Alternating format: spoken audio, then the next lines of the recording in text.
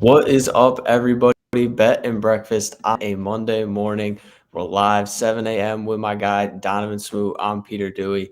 Got a jam-packed show for you guys today.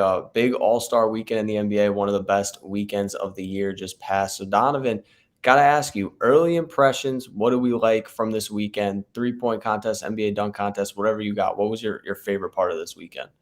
Um, so to be honest, the skills challenge was actually like it went a little long, but it was actually like refreshing because I wasn't a fan of like the old of the style that the NBA had went to, where they have people going against each other because it felt so short, and every single race, no matter if somebody hit like a half court shot to win the race, it always felt anticlimactic.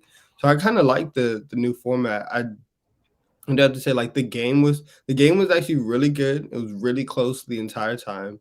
But and I think you're gonna feel the same way. That was the worst dunk contest I've ever seen in my life. And we've seen a Jeremy Evans dunk contest. Like Jeremy Evans win a dunk contest. And that what we saw on Saturday night was trash. Yeah, it was just weird, dude. Like they did I can't like it so many missed attempts that like weren't technically misses. Like it just felt like everybody was doing their dunk like 7 times. Like you just watch them, like you knew what they were trying to do. They couldn't either get the ball or get it off. And it's just like for me with dunk contests, like it's gotta be like the flash, but you also need like it to kind of go quickly when you have it at the end of the night. And like it just seemed to drag out and like it made the dunks like my thing with the dunk contest is I think you should be penalized if you don't make it on the first try because like it just makes it takes the like the shock factor away. Like if Yes. you watch the guy go up and he tries to do whatever it is, an under the legs 360, whatever it is, and you try it 3 times, like you know what's coming. So when you eventually get the dunk, it's like, yeah, it was cool. It was great. Like these guys are insane athletes, but like it just didn't have any of the wow factor. Not having the star players hurts too. But I thought my favorite part, honestly, I thought was the game, which I rarely ever say, I think. Yeah. The game was just fantastic. Like you said, it was fantastic. It was close the entire time. There were different guys going off. Like Steph had 50, couldn't miss a three. Then you had like Embiid had a really good game. I think he finished with 36. LeBron hits the game winner, which is just like exactly what the NBA wants. Like storybook, him in Cleveland hitting the game winner. Like that was like the one of the most fun All-Star games. I think the NBA just has they do such a good job. Like you don't see the defense and stuff, but you can like showcase everybody's talent so well. It's really nice. Yeah, but listen, and so for full disclosure, right? I was keeping up with the game. And I knew it was close the whole time, but Sundays have become Euphoria Day Mm. for me, and so I watched the first quarter. And there was like 15 minutes, and then I turned on Euphoria. Shout out Zendaya, shout out Lexi. This episode was really really good. And then I come back, and so I was able to catch like the second half because they had the long second half, and so I tuned in just to see Steph go crazy. It sucks so much because, and I love Steph. I knew he was gonna sell down the stretch. I knew that he was not going to call game because just because he has that just that little bit of like not clutch in him to where because if Steph should have had the record. He should have had 53 and like 17 threes and should have had the game winning shot. And he just kept forcing and forcing and forcing, and he couldn't do it. And so LeBron had to go in and save him. And I knew that was gonna happen. It sucks because I love Steph so much, but it was a really really fun ending. I think like they have something with the Elam ending, and Yeah. um they need to keep it to the All-Star game though. I remember after the first one they were saying like, "Oh, maybe we should implement this to like every game." No, like keep this to the All-Star game, but it's still it was a really really great night though, especially with the NBA 75. Yeah, the NBA 75, the halftime show was really cool to have like all those guys out there. I mean, it was insane to have that many like legends in the same place is like Yeah. really, really cool to think about. Um, but the thing I was thinking, good, staying on the point of the Elam ending, like I don't think they should put it in regular season games, but I wonder is it worth putting that in regular season overtime games? Like, do you throw that in? instead of playing 5 Mm, minutes in overtime, it's like first to 10 points in overtime. And that's just how you mm, do overtime. And that way you avoid double, triple overtime where these guys have to play 50 minutes, potentially on the front end of a back to back in the middle of like January. Like there's just no reason for that, I mm. think. So I wonder if that's worth it because it was fun last night. Like you see the difference too. Like we talk about like how all-star games, like in different sports, there's just nobody like baseball, they try actually. I will give baseball that. But like the Pro Bowl's a joke. Like nobody's trying. And rightfully so. You don't want any of those guys to get hurt. But like the cool thing about the NBA All-Star game is you get the 3 quarters of the showmanship, the jaw crazy dunks, the Steph shooting from 50 feet, trying to make every shot. Then you get that last quarter, and it's like the greatest pickup game on earth. Like Yeah, it's like we're playing a 21, and like who can get a stop? Like it was unreal. Like Giannis pinning Chris Middleton shot at the end of the game. Like it was just like they went from like we're just joking around playing like shooting in the backyard to like okay, let's get real. Like next game, like who like next instantly, point yeah. wins? Like yeah, it's awesome. Like I love it for the All-Star game for sure. I've never thought about implementing it into overtime, and I love that idea. I think it would probably have to be like college, right? Because in my head, I Mhm. still think that you should have like a time for maybe like the first overtime. So maybe it's like in college where once you get to a certain overtime, it's the elam ending. And so like you can still have like a traditional overtime and still rock with that. But I really like the idea. That's actually really, really good. I just think it makes sense for like what they talk about in terms of like trying to limit, how much these like the player safety stuff, like trying to limit how many minutes these guys are really playing. Like I just think like you watch double overtime games and it's horrible basketball. Like it's horrible basketball because you got guys playing 50 something minutes. Like everybody's gassed. You miss a Nightmare. ton of shots. Like the Knicks game in the first game of the season was terrible basketball. The season over that went double overtime. It's It the was, first game that cost timeout. but don't say it wasn't exciting though. It I was, it was. I'll You give you know, that. it was exciting, and I think that and I don't know, it's even though that LeBron gamed it and it was still, like, really, really good, I think that there's still something to having a buzzer beater and having, Mhm. like, 3 seconds on the clock or 5 seconds, whatever, and having somebody knock it in with the time running down rather than, "Okay, we're just gonna go until I make it." It's Yeah. still something a little bit different and just, like, a little bit, extra, but I think in the regular season, yeah, we can add that. Yeah, I wouldn't do it in the playoffs. I feel like the playoffs, you have to keep it time, but, Yeah, like, it's regular safer season, I there. think I think it could be worth it. Sticking with All-Star Weekend, Mhm. anything you would change? Obviously, we talked the dunk contest is just it's dying, man. They need better players to start doing it, but anything you would change, you have, like, any thoughts on what they can make it better? So I've outside of the dunk contest, one I would actually think about putting the 3-point contest last now. Mm, I think it's about time to do that, especially with the state of the dunk contest. I would do that. I like I like the new format of the skills challenge. I would bring back the shooting stars challenge. I would yes, I I would love I that. would I would bring back the shooting stars challenge, and I would try to make the skills challenge a little bit shorter because it dragged on, and maybe it dragged on because they had that awful promo for the Curry's new show, and that didn't need to happen, and they as much as I, like, am a fan of them, they were rightfully booed. That promo was awful. 2 Chainz didn't need to be up 2 Chainz, he didn't say a word while he was there, right? Yeah, Like, it when he was was on stage, he was just 2 Chainz, and the only reason he was up there was because people knew who he was, and they were trying to plug the show. Um, so I would say never to do that again, but agreed. those would kinda be my 2 things, especially with the three-point contest being last now. Yeah, I think the three-point contest I mean, I can't believe Cat won. Like, he was plus 1,500, I think, at WinBet Yeah. to he was, like, the lowest on the odds list, and he won. I think it just gives you the most intrigue, and, like, it is really the three-point contest is really, really exciting, especially with the way the game's gone, where that's, like, the most important part, or you have to have Mhm. guys who can hit the three.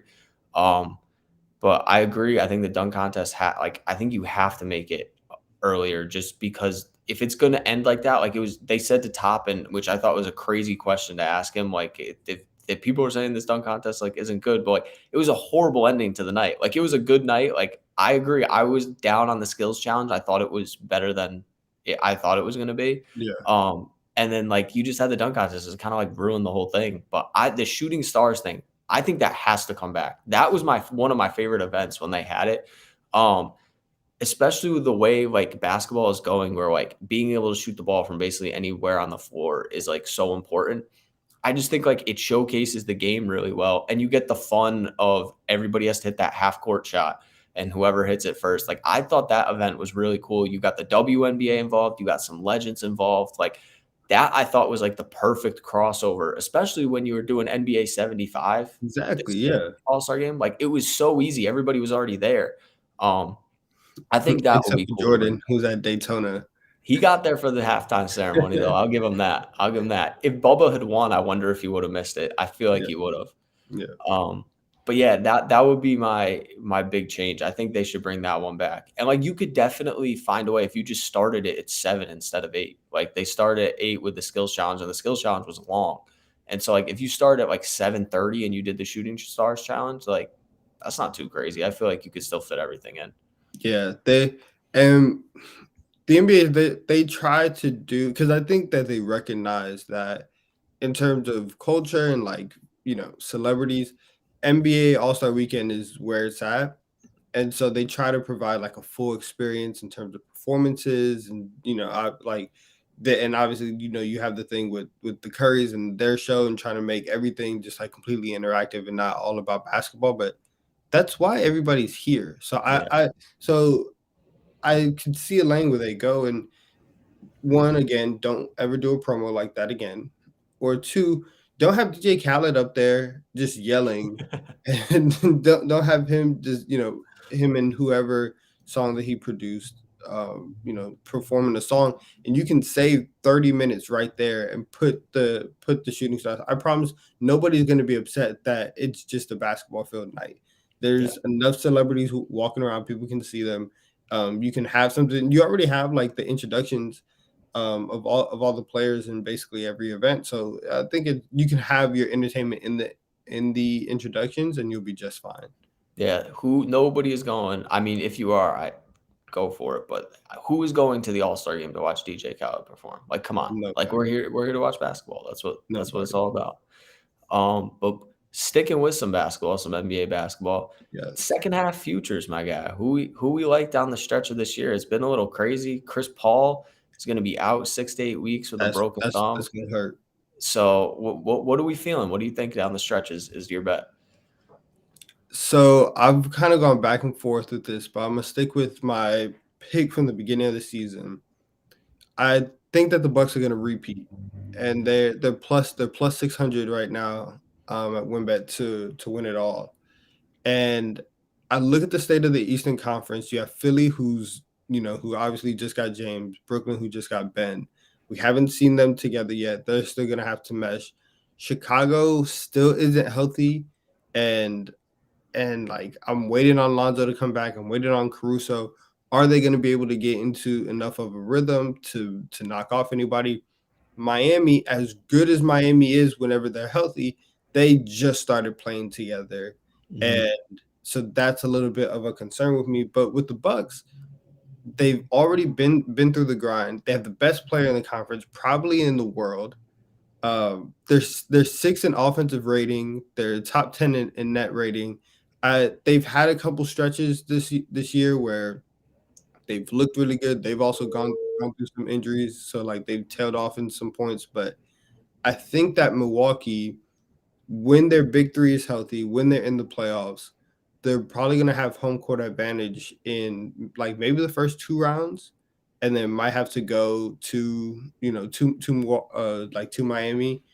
But I just I think that they're the most complete team, and they're the only ones who have my trust right now because they've done it already. And even though that Brooke Lopez isn't there, Bobby's done an amazing job Yeah.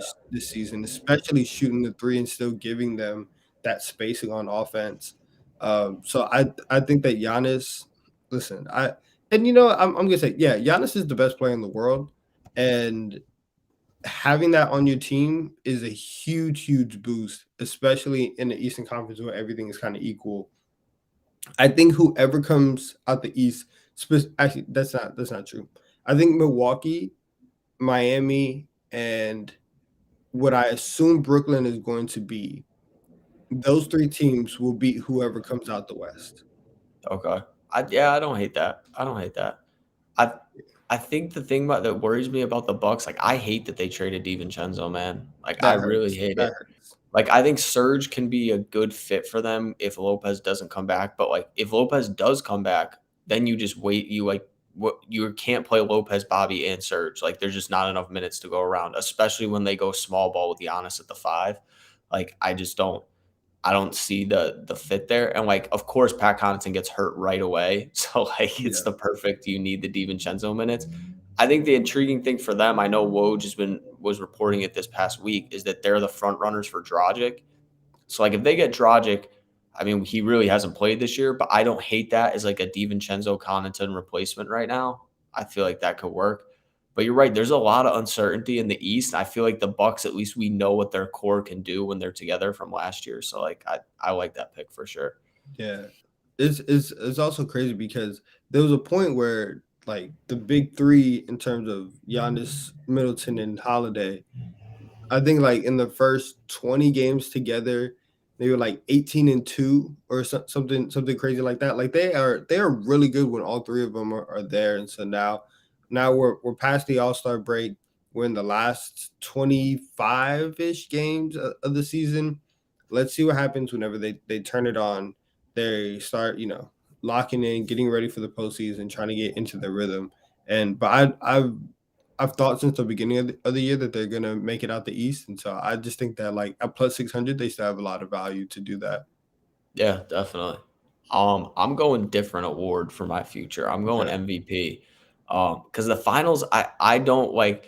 I don't know if I have a great grip on the finals. I think Phoenix is the best team. But obviously, losing Chris Paul, they might lose the one seed out of that, and I don't know if I want to play Golden State at home at any point. So Yeah, that I'm they a got to little get more. Dre back though.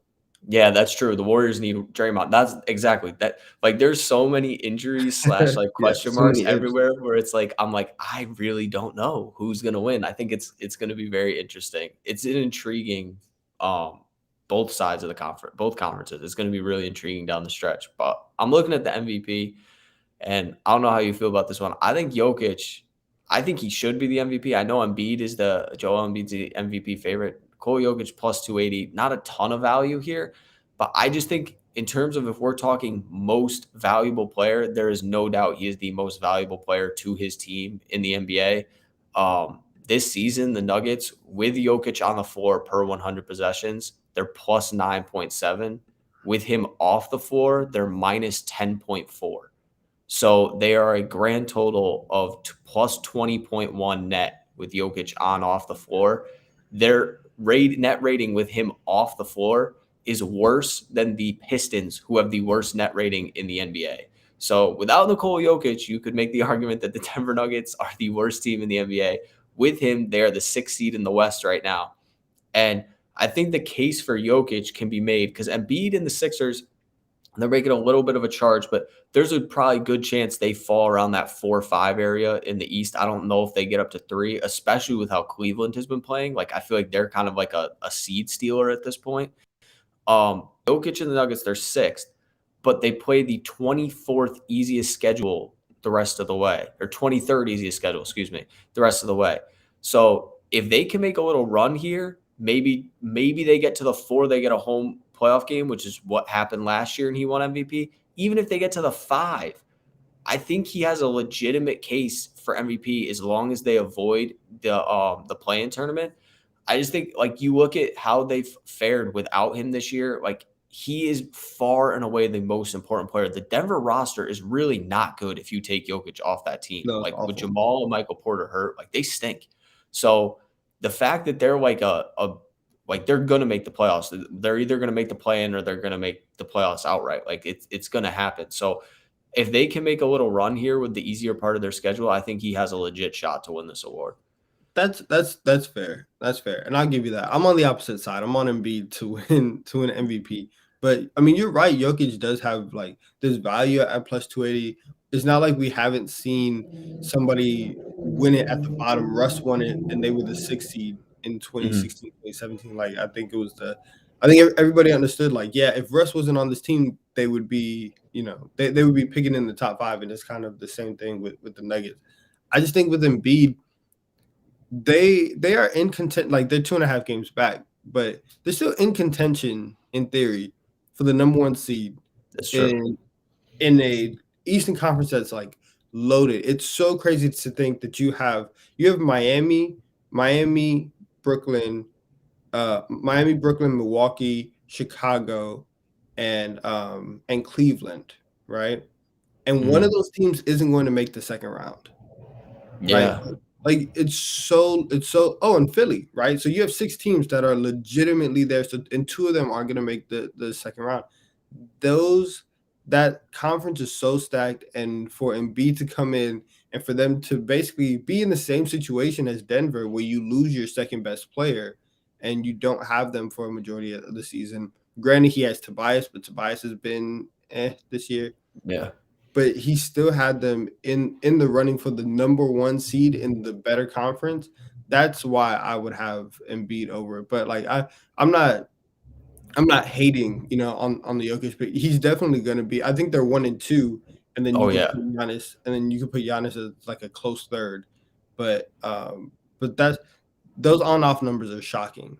It's crazy, dude. It's like the argument I've been making for him the whole year is just like they're horrendous when he's off the floor. Like they can't like I don't know how like credit to Mike Malone how he's handled the non-Jokic minutes to like be able to still win games where it's like we're gonna get killed in the 10 minutes, 15 minutes Jokic doesn't play, but Yeah. like we're still gonna win. Like that's that's coaching, but it's also just Jokic is just a fantastic player. Like it was almost my argument for Steph last year of like and then they didn't even get out of the play-in. So like Jokic was clearly the MVP last year. I'm not saying he wasn't the MVP, but like it was the argument for Steph last year was like the Warriors were like the worst offense in the league when Steph wasn't on the floor last year. And so Yeah. it's like, okay, I mean, and then they're like top 10 when he's on the floor. It's like that's the value. I just think like most valuable player is such a broad term in the NBA where it's like sometimes they give it to the guy who's on the number one team and the number one seed who was the best Mhm. player. And then there's other times it's like, okay, this guy like is by far the most valuable player in the league right now in terms of what he does for his team. Yeah, Um, I think we're too far. I can't stand though when people are like, "Oh, well, technically, like the definition of valuable." I'm not a huge fan of that because we are so at least now because we're so far in to the NBA and MVP that like if it was truly most valuable, LeBron has been playing for like 19 years now. LeBron would have like 12 MVPs. yeah, that's true. Exactly. If we were doing that, like Jordan would have had 10 MVPs. Like we're so far into it. I think that everybody should understand what we're doing with the Mhm. with the award, and then just roll with that. No, yeah, I agree. Let's kick it to best bets, my guy. We got no Let's do NBA let's tonight. do it. Let's close it out. Yeah, not ideal with no NBA because we're both NBA guys, but you're looking college basketball, a little ACC action. Who you got tonight? So okay, so this is like a battle specifically right now. This is going to be a battle of bums with with Florida State and Boston College playing against each other. Florida State has lost 7 of 8. They don't look good. We were talking earlier. They've looked like a completely different team since they beat Duke earlier in the year. Mhm. But this is kind of more of a fading Boston College spot right now. Right, Boston College is at the bottom of the ACC. They are 14th in the conference in offensive efficiency. They shoot 27% from three, and they have an effective field goal percentage of 44.5%. They're awful on offense, That's and bad. so even in defensive efficiency in the conference, they're 10th, right, out of 15. So they are just not a good basketball team. I think that Florida State they showed a little bit of fight against Duke in the last game. They ended up losing, but they still showed like that they still have some competitive spirit in them. And so I just can't trust Boston College to come out here and beat somebody when you shoot as bad as they do. And so this is really a fade Boston College spot more than a, oh, I love Florida State tonight. But that's where I'm going.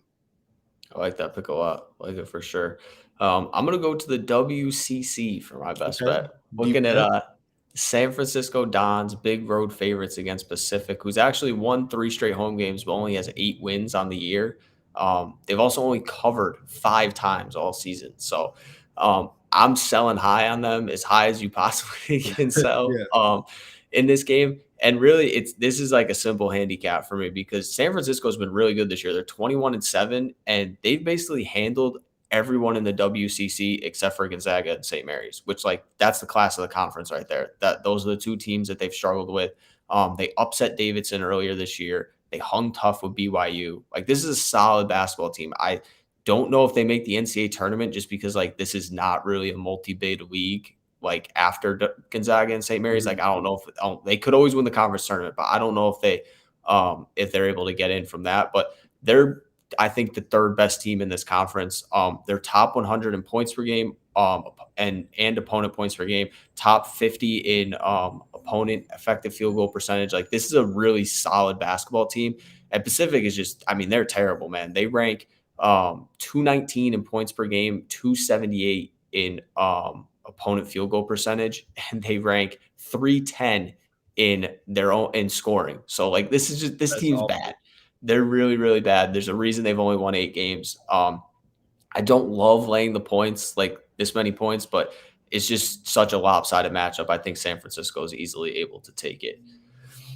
Wow. So yeah, it's this good college basketball for sure. That's our best bets for Monday. We appreciate you guys hanging with us. Got a little all-star talk in there, a little NBA second half. We will have more for you on Thursday, another episode of Bet and Breakfast at 7 a.m. Again, the new time. You can subscribe here on YouTube, give us a like, and follow us at BetSided on Instagram, TikTok, and Twitter. We will catch you guys on Thursday, and may all your bets hit.